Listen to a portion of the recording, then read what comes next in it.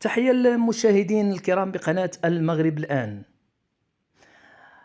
ودائما في إطار ملف دور الصفيح بمدينة تمارا، حيث الحملة متواصلة، حملة الهدم بمجموعة من الدواوير. الآن بدأت هذه الدوائر تختفي، إلى أن وصلت اليوم إلى هذا الدوار اللي كيتواجد بحي الأزرق، واللي كانت تسمى سابقا دوار صحراوات الزنقة 7، واللي كيتواجد بشارع محمد الخامس أمام مسجد النور بالضبط.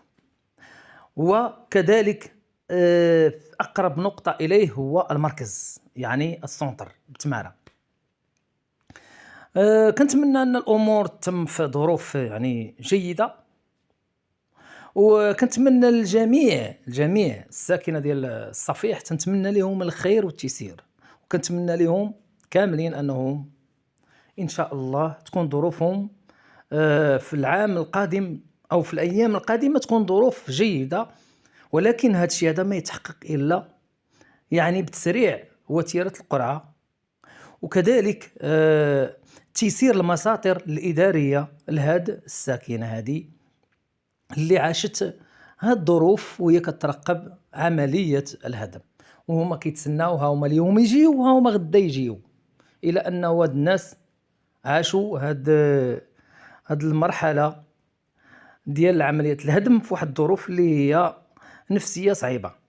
إذا كنتمنى، لأنني شفت باللي أنه الساكنة لبات اليوم لبات النداء، إذا ما على المسؤولين اليوم إلا أنهم يشتغلوا وأنهم يخدموا ويبداو عملية قرعة ويعيطوا على الناس، وتبدا الخلايا اللي كتشتغل على إعادة، أو الخلية كتشتغل على إعادة الإيواء بجماعة السخيرات، أنها تبدا تعيط على الناس وتبدا دير القرعة بواحد الشكل سريع.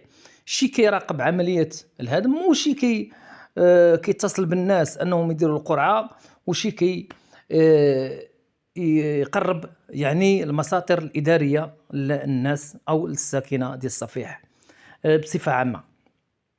إذا كما كتعرفوا أن هاد الدوار هذا ما غاديش تبقى تفصلنا على أيام إلا أنه غادي يختفي في هذا الأسبوع، حتى هو غير يلتحق بالدواوير اللي دوار أهل الحارث اللي الآن أصبح الآن في خبركان، ودوار الصهد كذلك التحق به، أصبح الآن تا هو في خبركان و جامايكا، دوار بن المكي، دوار الشاطو، وأجزاء أخرى كتواجد في مجموعة ديال النقاط في مدينة تمارا، وكذلك في عمالة الصخيرات تمارا والإقليم بصفة عامة.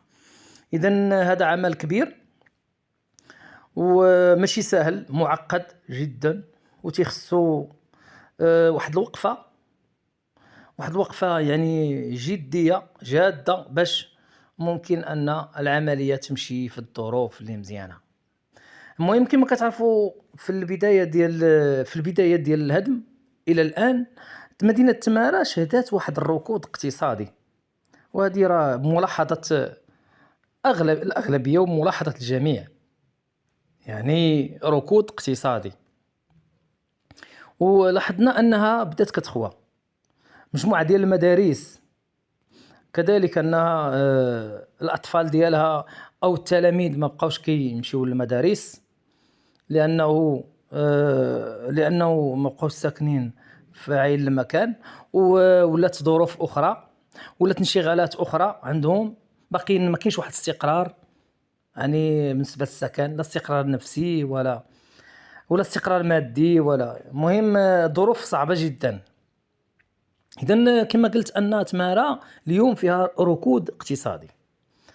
إذن شنو هو البرنامج اللي الآن البرنامج اللي غيتبع هاد عملية الهدم، وكذلك يعني توقيف أي حاجة اللي هي غتكون عشوائية، يعني ما غتبقاش شي حاجة عشوائية.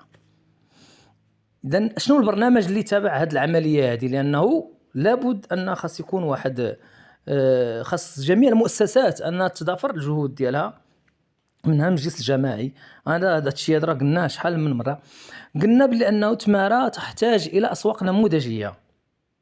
اليوم خاص المجلس الجماعي أنه يدعي واحد دورة المجلس الجماعي، ويطرح هذا الموضوع هذا في دورة المجلس في دول الأعمال ديالو، أنه يخرج لنا.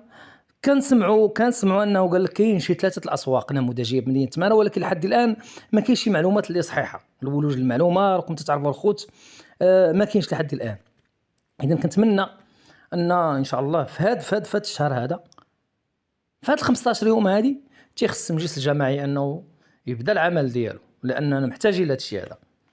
اذا كذلك كاين واحد المجموعه ديال النقاط اللي كانوا كيسكنوا فيها البرارك، كانوا شي برارك 3 تلقى هنا 3 البراكات، تلقى هنا 4، تلقى هنا 2، وتلقاو يعني سادين بعض ازقه والشوارع. وهاد الشوارع هادو كيخصهم اعاده تاهيل. المجلس الجماعي خصو يبدا يشتغل، يعني شي رياب، شي كيراقب، شي كيصلح، شي باش العمليه تتم غدا بهذا الشكل هذا. اذا هذه هي الرساله ديالي، وكنتمنى ان شاء الله الجميع يكون راضي، يكون في ظروف جيده، وكنتمنى الخير والتيسير للجميع. كان معكم اخوكم سعيد الذهبي، والى اللقاء والى فيديو اخر ان شاء الله.